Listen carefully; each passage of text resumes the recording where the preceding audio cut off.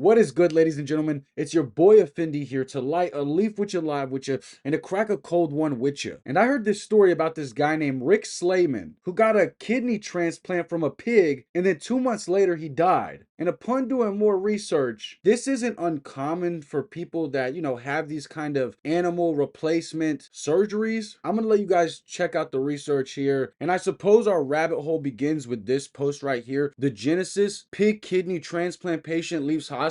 And amongst reading that headline, that sounds like some pretty good news. The first man to receive a genetically modified kidney transplant from a pig has been discharged from the hospital. The 62-year-old was sent home on Wednesday, 2 weeks after the groundbreaking surgery at Massachusetts General Hospital. They say organ transplants from genetically modified pigs have failed in the past, but the success of this procedure so far has been hailed by scientists as a historic milestone in the field of transplantation. But so far this seems like a W. I mean, yes, the modified pig parts have failed in the past, which is probably to be expected, but so far, this procedure has been hailed by scientists. So Rick Slayman was the world's first pig kidney transplant patient, and unfortunately, shortly after the procedure, Rick Slayman died. The first man to receive a genetically modified pig kidney transplant has died 2 months after the operation, the hospital which carried out the procedure has said. Rick Slayman, 62, was suffering with end-stage kidney disease before undergoing the operation in March. And Massachusetts General Hospital has said on Sunday there was no indication his death was a result of the transplant. And I will entertain this right here, because before the surgery, Rick did have an end-stage kidney disease. So maybe something went wrong with the pig kidney and it got infected with the disease, and something just didn't go right for Rick here. Transplants of other organs from genetically modified pigs have failed in the past, but the operation on Mr. Slayman was hailed as a historic milestone. And we read that in the other article that this was a hailing moment for science. And they also mentioned in the first article that the genetically modified pig parts have failed in the past, and I don't think that news really surprises anybody that the modified pig parts aren't working on people. In addition to the kidney disease, Mr. Slayman also suffered from type 2 diabetes and hypertension. In 2018, he had a human kidney transplant, but it began to fail after 5 years. MGH said it was deeply saddened at his sudden death and offered condolences to the family. Rick was a kind-hearted man with a quick-witted sense of humor who was fiercely dedicated to his family, friends, and co-workers, they added. 2 other patients have received pig heart transplants, but those procedures were unsuccessful as the recipients died a few weeks later. In one case, there were signs the patient's immune system had rejected the organ, which is a common risk in transplants. Damn, bro, I get it. I'm a fan of science as well, but we might have to halt off on these pig transplants on humans. They obviously not working. Shout out my guy Rick, though.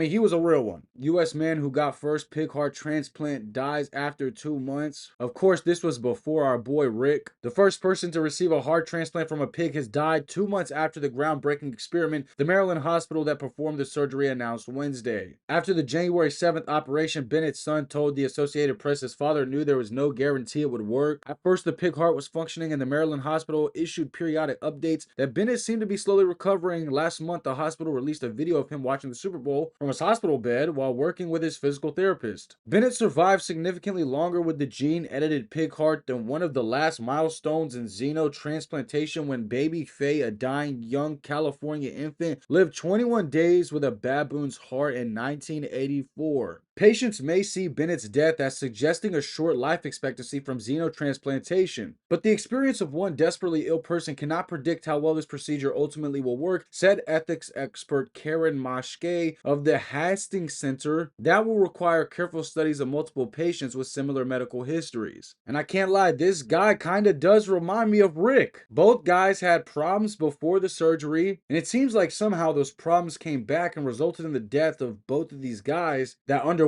the pig procedure. Pigs have long been used in human medicine, including pig skin grafts and implantation of pig heart valves, but transplanting entire organs is much more complex than using highly processed tissue. The gene-edited pigs used in these experiments were provided by Revasor, a subsidiary of United Therapeutics, one of several biotech companies in the running to develop suitable pig organs for potential human transplant. Holy shit. I'll say this. It's a lot cooler to say I got a pig transplant instead of, drinking adrenochrome to stay alive or some shit. In my personal opinion, though, baby Faye, I want her heart, bro. The baboon heart, like having a chimp heart in me, that shit would be epic. I ain't gonna lie. So this is a normal website, but for some strange reason, I feel like I'm on the dark web. Look at this creepy ass presentation. This is a government site as well. Potential uses for xenotransplantation products: pig skin for burns, kidney failure, pancreatic islets for diabetes, donor pig, human recipient. Although the potential benefits are considerable, the use of xenotransplantation raises concerns regarding the potential infection of recipients with both recognized and unrecognized infectious agents, and the possible subsequent transmission to their close contacts and into the general human population. Of public health concern is the potential for cross-species infection by retroviruses, which may be latent and lead to disease years after infection. Moreover, new infectious agents may not be readily identifiable with current techniques. Imagine getting the pig liver. Imagine getting the pig skin transplant. And then you get a fucking infection 2 months later, and then the worst that could happen, unfortunately, happens. But yeah, xenotransplantation. Is it the future, or do they need to stop messing with the pig parts? Just let me know in the comments below. Make sure you subscribe to the channel. And when you do, turn on the bell. Make sure you like, comment, subscribe, and we out, baby. Peace.